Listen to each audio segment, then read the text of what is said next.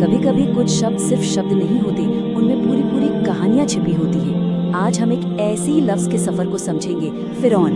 एक ऐसा शब्द जिसकी शुरुआत एक शाही टाइटल से हुई और जो आगे चलकर इतिहास के सबसे बड़े खलनायकों में से एक का प्रतीक बन गया। तो फिरौन का असल मतलब है क्या? क्या ये सिर्फ एक राजा था, एक बदनाम विलेन, या फिर इन सबसे कहीं ज्यादा एक ताकतवर सिंबल?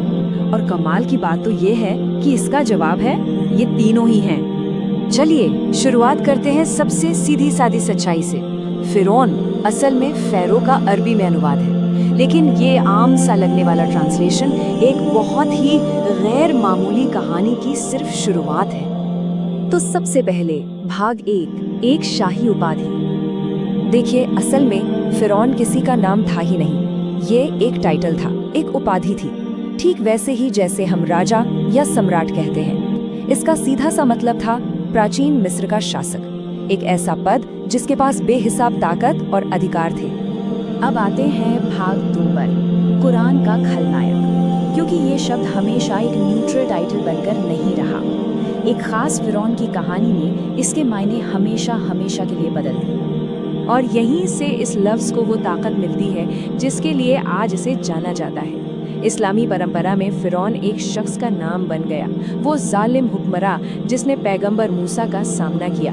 और यही वो कहानी है जो इस शब्द के आज के मतलब की बुनियाद है। कुरान में फिरौन का किरदार सिर्फ एक बादशाह का नहीं, बल्कि कई बुराइयों का प्रतीक है। वो एक जालिम था जिसने लोगों को गुलाम बनाया हुआ था। उसने खुदा के हुक्म को मानने से साफ इनकार कर दिया। उसकी पूरी कहानी असल में तकब्बुर यानी घमंड और नाफरमानी की सबसे बड़ी मिसाल बन गई। तो कुल मिलाकर देखें तो फिरौन 3 चीज़ों का सिंबल बन गया: हद से ज़्यादा घमंड, खुदा की नाफरमानी और खुद को ही खुदा मान लेने का अहंकार। और इसी वजह से वो एक ऐतिहासिक राजा से कहीं ज़्यादा एक बहुत ताकतवर नैतिक प्रतीक बन गया।